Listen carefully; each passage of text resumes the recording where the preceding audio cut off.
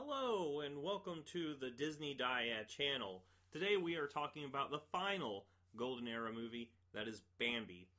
So Bambi's a movie that has a more loose narrative. It's not very plot driven. It's not like you have a story that's being pushed by specific things.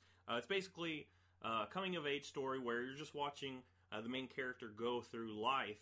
And of course you're going to have some moments on that timeline where things leave more of an impact than others, but that's the main plot narrative of Bambi.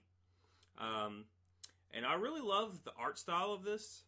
It's got a lot of pastel colors, and whenever it needs to, it'll have more dark colors when the tone is more serious. You can also split this movie into two halves. The first half, I think, is the more iconic half, and that is Bambi as a young deer.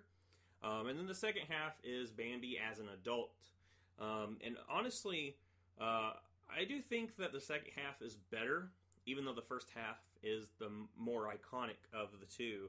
A lot more things happen to him as he is an adult. But there are some things that happen while he's young that are very important to Bambi. Some things I really love about this movie. The father of Bambi is a very mysterious character, especially in the earlier part when Bambi only sees him in passing. Of course, Bambi's father is the oldest deer of the forest, so of course the other deer already look at Bambi's father with a sense of respect and reverence. But, you know, the fact that you don't see Bambi's father that much, and most of the time when you do see him, he's off in the distance, or he's just walking by. It just really helps to make the father look more mysterious, make him seem more of a important character. Another thing I really like about this is you could say that man is the main villain of this, but you actually don't see the humans at all that end up, shooting Bambi's mother and causing havoc for the other animals of the forest. The character of the humans are always off screen. And even though they're off screen, they still leave a huge impact on all the characters. And the fact that they're off screen really makes them feel more of a threat.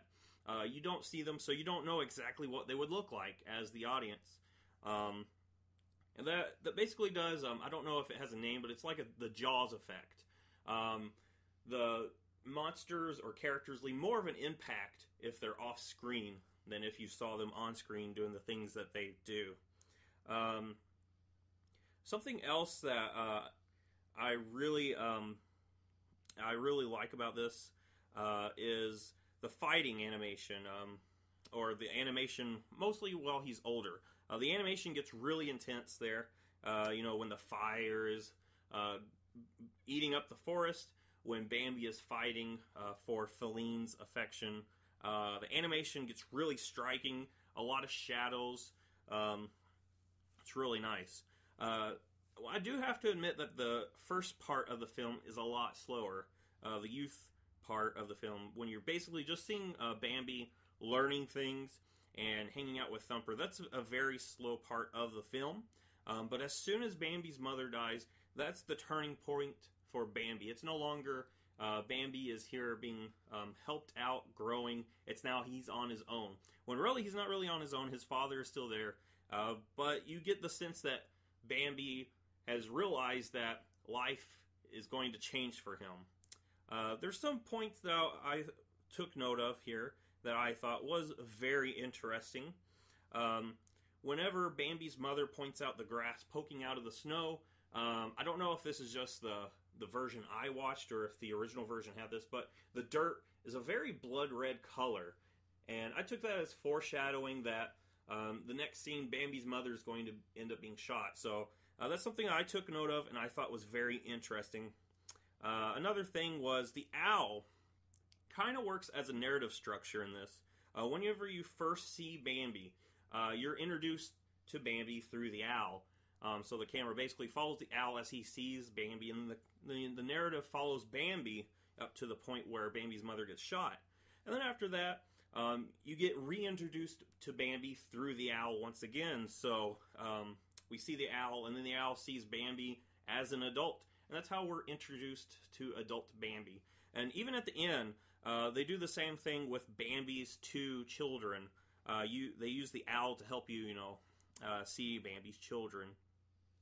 Another thing that I really thought was cool was at the end, after the whole film and everything, Bambi and his father are both standing on top of the hill, looking over the other forest creatures.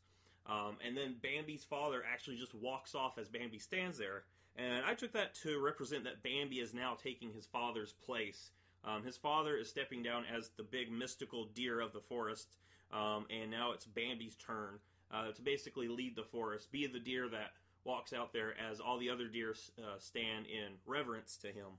I did notice an animation quirk, too, that I wrote down that I wanted to point out. And that is, Feline's eye color actually changes. When she's younger, her eyes are blue.